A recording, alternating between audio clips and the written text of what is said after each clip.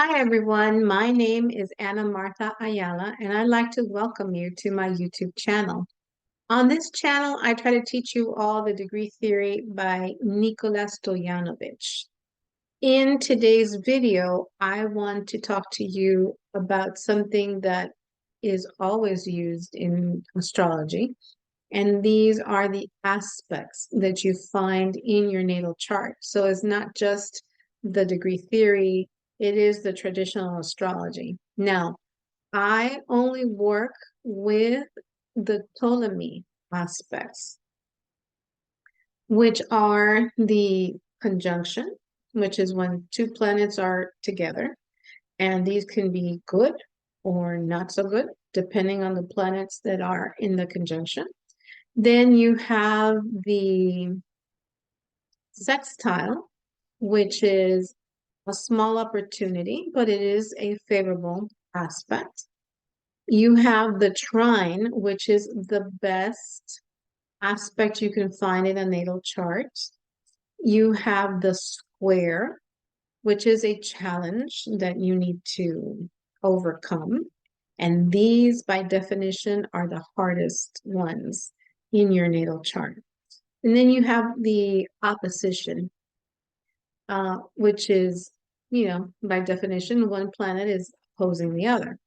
So, in addition to the aspects, I also want to talk to you about stelliums, because stelliums, you have by definition is three or more planets in a sign or three or more planets in a house. However, um, if you have the sun, Mercury, and Venus, those three planets in the same sign, that's not a true stellium.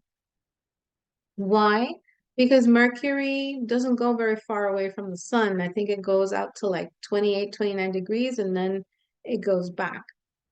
Venus is not that far away from the sun. It can only go like 45 or 48 degrees, something like that, away from the sun. So those three planets by themselves is not a true stellium. You should have an outer planet to make, let's say if you have the sun and Mercury and Neptune, well, then that's a stellium. But I like to work with four planets or more. I do look when it's three planets, but four planets gives it much more gusto. Now, for aspects, this book that I have, and I'm gonna put it up for you guys to see, Aspects in Astrology by Sue Tompkins. Tompkins. I think she does a really good job at explaining what aspects are. In addition, of course, to what I learned in the degree theory, but I really like the way that she explains the aspects. So a lot of the information that I am going to talk to you about today comes from this book. So I am going to share my screen with you all. And there we go. This is from Astro.com. I just picked a day that would give me, the sextile, the conjunctions, the squares, and the oppositions so that you all have a reference, okay? I am assuming that you know nothing about astrology, so I'm going to state that, for example, Venus and Mars, this is a conjunction. Now, for a conjunction means that the two planets are close together, just like Mercury and the sun, or the sun and Saturn. These planets here are too far apart. Technically, with a conjunction, some astrologers say, depending on the planet, anywhere from 8 to 10 degrees is the maximum orb. However, the closer, the tighter the orb, so the less distance between one planet to the other one, the stronger the conjunction is. So a conjunction is when the two planets merge. A perfect example of that is a new moon. The moon is right next to the sun or on top of the sun, or the sun is on top of the moon. It's like they're blended together. And um, you really don't know where one starts and the other one stops. So it's a merger of the two, and they both affect each other. And in addition to that, they affect you as a person as well. People that have a lot of conjunctions in the natal chart tend to be very self-driven, self-motivated. They don't tend to look outside for self-definition or validation. So they're less prone to self-doubt. Like they just use the energies without knowing it, obviously, right? So, and like I said, the conjunctions are these planets that are close to each other. And every month we have a new moon. So that is also a conjunction. Now, oppositions. Oppositions, you have the sun opposing the moon. You have Mercury opposing the moon. So with oppositions, they're usually 180 degrees apart, right? Like, because if they're, the circle is 360 degrees, so half the circle is 180. So these planets are 180 degrees apart. The closer the orb, the tighter the opposition. So the opposition is always a decision that you need to make. It's all about polarity, like the yin and the yang, the light and the dark, the conscious and the unconscious, in and out, up and down.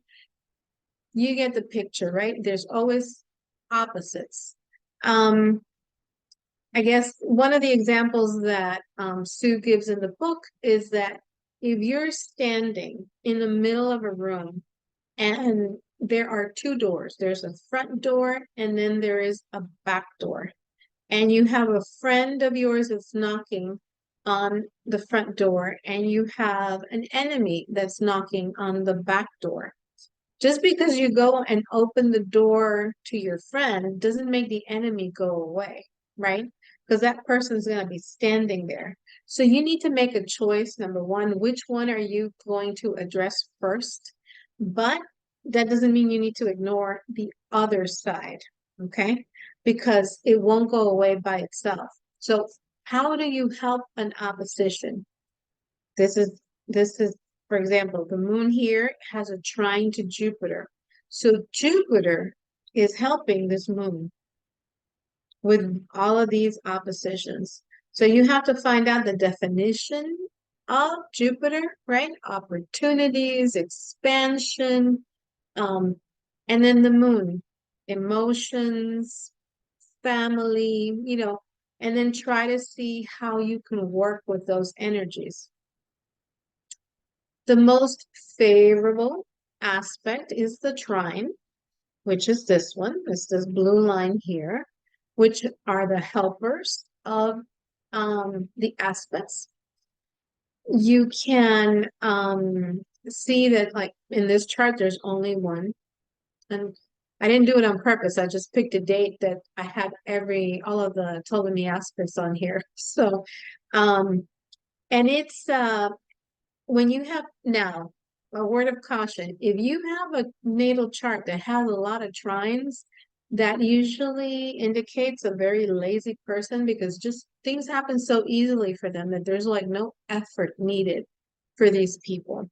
So it's a pro and a con at the same time. Just make a note, if you have a lot of trines, don't become lazy.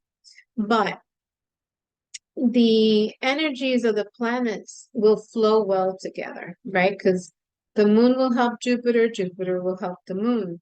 The trines usually gives us pleasures, joy.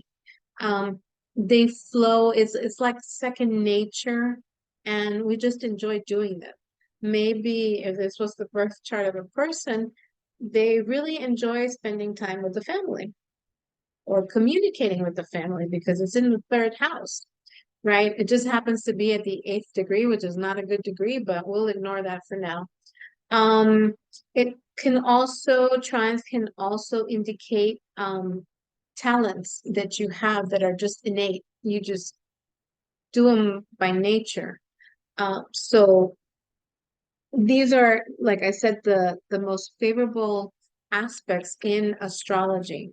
Now you have what we call a square. So we go from the best to the worst, right? And these are these red lines here, like this red line here, this red line. They're shorter red lines. The long red lines are oppositions. The shorter lines are squares. These are usually 90 degrees apart. So yeah, we're using a lot of geometry, but you know, it is what it is. So the tighter the square, like there's an exact square between Jupiter and Venus because they're both at 10 degrees.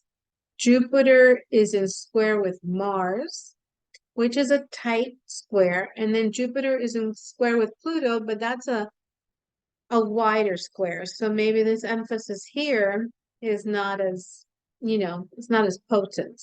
So the squares occur between incompatible elements, meaning this is Earth and this is air. It's not the same. If they were compatible elements, like in the sextile, which we're going to discuss, right? Then you would say earth and water, or fire and air.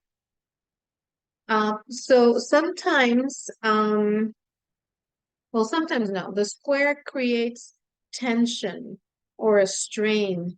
Sometimes, you know, sometimes a little tension is good, but, you know, a lot of times it's not.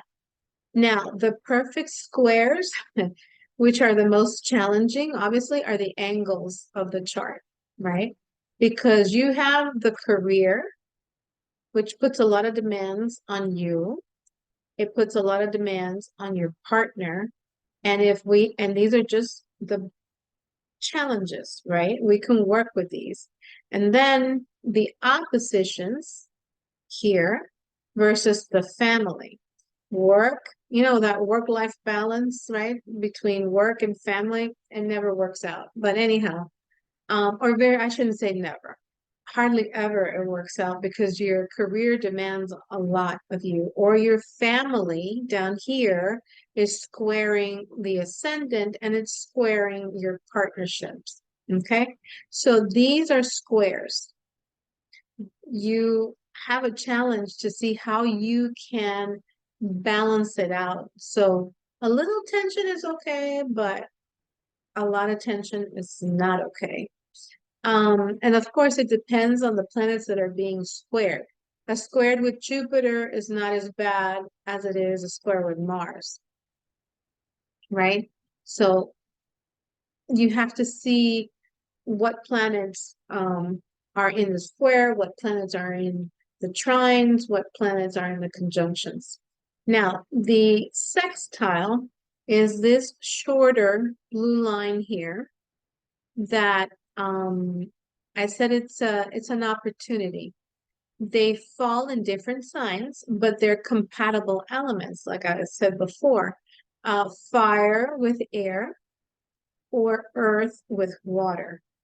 Um, they're not as easy as trines, nor as passive. You actually have to have like the ability or a talent to do this, but you have to take action. So there's an opportunity that's presented, but it requires effort as opposed to a trine, which just is basically lands on your lap. Okay. So as an example, if this was Venus sextiling Neptune, that is by definition artistic talent. But you need to learn how to play the instrument, unless, of course, you're one of these gifted people that just can, you know, pick up music and just start playing without any education. But that's one in a million people. So there is a talent, artistic. Neptune sextiling, oh my God, Neptune sextiling Venus. No, sorry, I pointed over here. It's Venus, let's say, is sextiling Neptune. If there was, there isn't here. I'm just using it as an example. There's an artistic talent, but you do need to learn how to play the instrument. Now, just so happens that this chart, and it's pure coincidence, has a stellium. A stellium is four planets. This is a true stellium. You see what I'm saying about Mercury hanging out with the sun? They're always together. It doesn't go very far away, right? So, like I said, by definition, it would be even here, even if it were Saturn, the Sun, and Mercury, I would say, okay, I would consider this a stellium, but I like the fact that it has Neptune, Saturn, um, the Sun, and Mercury. So when there is a concentration of planets, this one happens to be in the same sign and in the same house, then the focus of energy is there. You may be a Cancer rising, but you're going to act more like a Pisces. Even if there were four planets here and the sun wasn't here, you would have to pay attention to all the transits that are happening in Pisces because it's going to affect you. Now, the other thing is you have to see in the stellium, like who's the boss, right? So you would have to consider who's in rulership, who's exalted, who's in detriment. Are there, if this stellium was at an angle in your chart, any of these, and it's in the ninth, if it were in the 10th or in the fourth, then it would be a more powerful stellium because anything happening in the angles of the chart has a lot more umph to it. So, yeah, see, like this, wow, I picked a great chart, honestly, and I didn't do it was sheer dumb luck. So anyway, I hope that you guys are now a little bit more familiar with how to read a chart, what the aspects are, and where to focus your attention in your natal chart to get the best benefit. So thank you so much for watching. If you liked the video, please give it a thumbs up, subscribe to the channel, and share it with someone that might also learn from this video. If you want a natal chart reading with me, please send me an email to amaastrology@aol.com. Thank you for watching, and I'll see you in the next video.